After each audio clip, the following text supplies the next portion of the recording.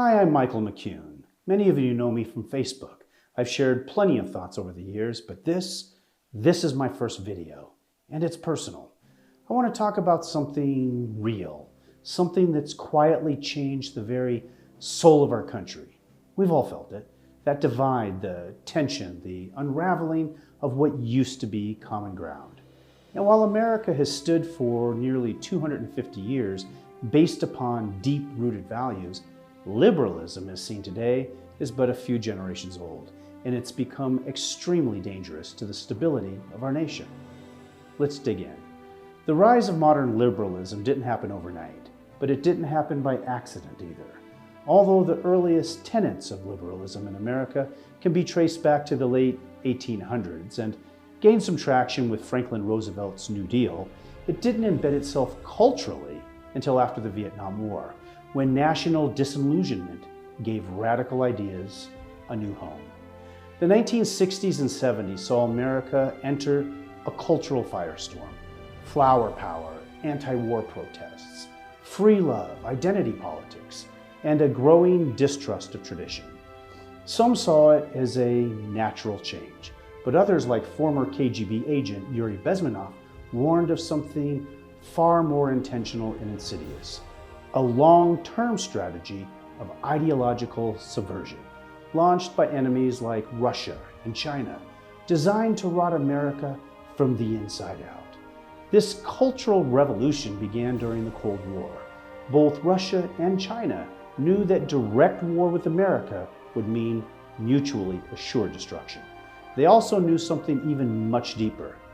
A united America was indomitable. So division was needed. And not just political division, but a deep cultural division. Neither China nor Russia wanted all of America to embrace liberalism. That would simply create a unified America under a different set of values.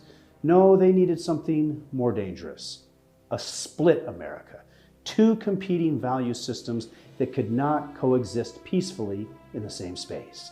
That was the real objective, not to flip America, but to fracture it. However, regardless of organic or orchestrated, the transformation began in our universities. Professors sympathetic to socialist ideals slowly shifted the academic culture. Radicals like Bill Ayers and Bernie Sanders weren't just protesting, they were absorbed into the system, promoted, tenured, trusted. And from there, the plan was simple: shape the next generation, undermine capitalism, redefine morality, train young minds to become tomorrow's leaders, not just in politics, but in schools, courts, and the media. It happened gradually, disguised as progress. Most parents didn't even see it coming. They thought they were sending their kids to college for an education, not an indoctrination. For decades, the change was quiet until 2016. Donald Trump's election shattered the illusion. It exposed what had been building for more than 50 years. The left panicked, and they reacted with censorship, cancel culture, lawfare, cultural engineering, and even the shaming of American ideals. By then, their ideology wasn't a movement anymore. It had become their identity. And Trump wasn't part of that identity, and he was a threat to their plan. Today, most educators, from kindergarten to college, identify as liberal. Not by coincidence. They were trained that way, trained by a system set in motion 2 generations ago. They likely have no idea that they had been weaponized. They believe they're teaching and passing along values without knowledge that they are merely repeating an inherited and intentionally programmed and destructive worldview.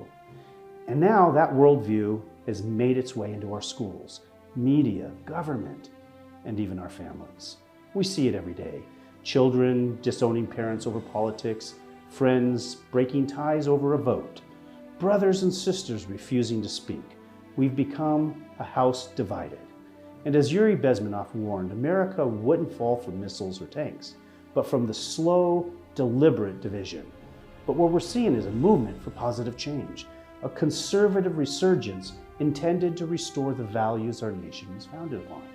It's not some radical uprising, it's a return, a revival, a restoration of values that built this nation. This isn't new.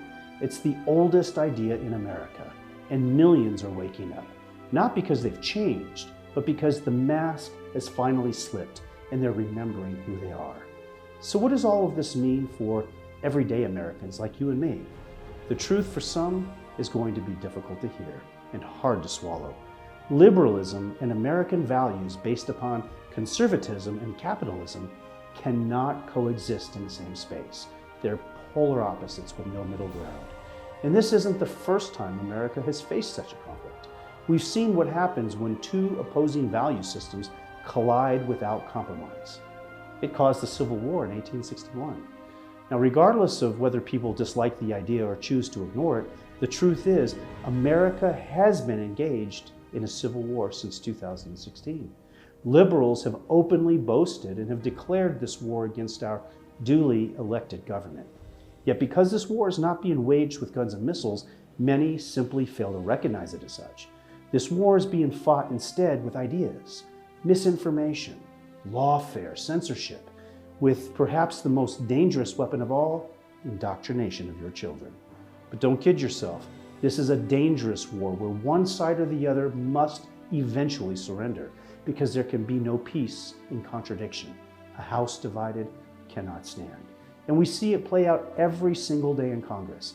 Republicans and Democrats can't agree on a single issue. They battle tooth and nail, and there can be no reconciliation. Why? Because they stand on opposite foundations with fundamentally different visions for what America should be. To truly be united again, we must rally to one side. Either America embraces socialism, communism, and radical liberalism, or we return to the values our country was founded upon: faith, family, freedom, responsibility. It's not for me to tell you what side to choose, but for America to survive, the majority must make a choice. Because without that choice, our timeline repeats itself. Donald Trump wins in 2016 and overturns Obama's policies. Joe Biden wins in 2020 and overturns Trump's policies. Donald Trump returns in 2025, overturning Biden's agenda. And if a Democrat wins again in 2028, they'll undo everything Trump has accomplished. This back and forth may seem like democracy in action, but in reality, it's pushing us closer to a devastating financial collapse. In 2016, Trump fought to secure the border. In 2020, Biden reopened it, flooding America with millions of illegal immigrants, highly dependent upon the welfare system, which in itself is nearing collapse. If another liberal president grants these illegal aliens full citizenship, it would create unrecoverable consequences and would destroy the American way of life as we have known it for 250 years. This isn't sustainable. We are a nation teetering on both economic disaster and losing our way of life forever, and for all generations. Donald Trump is currently back in office, and we can only hope that he's caught it in time and that he has the resolve, the policies, and the team to turn around this before we cross that point of no return. Because the truth is, we don't have many presidencies left before our plight becomes irreversible.